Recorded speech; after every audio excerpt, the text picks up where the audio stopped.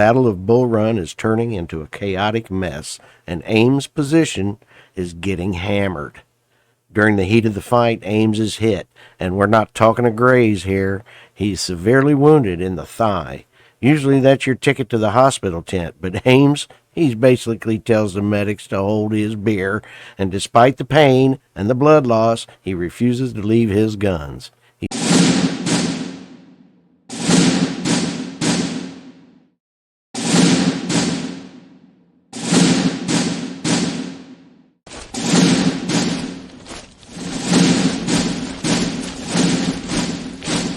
All right, imagine you're 25 years old. You just graduated from West Point. The Civil War has just kicked off, and you find yourself in the middle of the first major battle at Bull Run. Most people would be looking for the nearest exit, right? Well, not Adelbert Ames.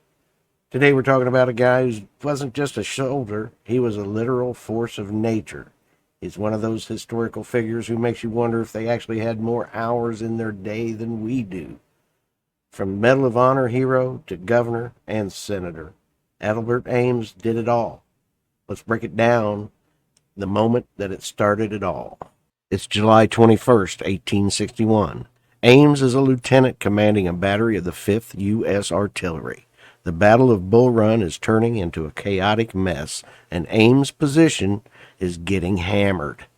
During the heat of the fight, Ames is hit, and we're not talking a graze here. He's severely wounded in the thigh.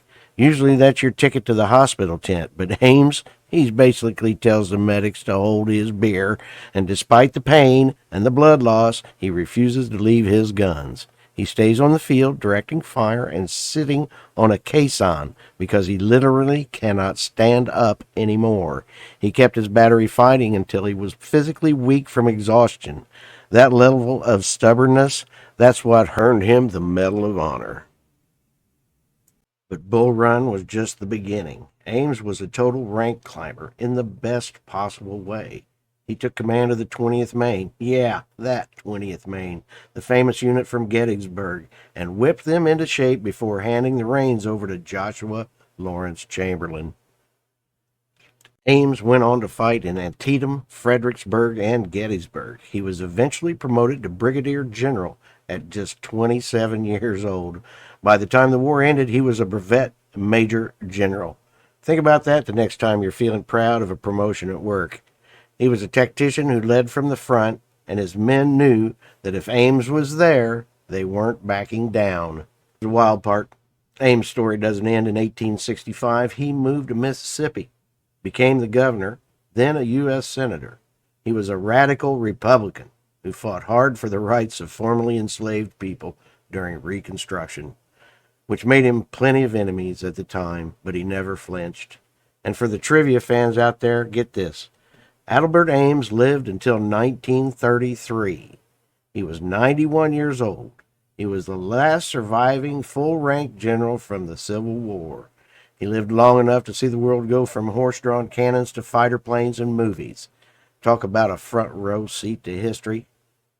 Was the definition of grit. He stayed when others ran, and he led when others hesitated. A true legend to the Medal of Honor. Oh, hey, it's me, the guy behind this channel.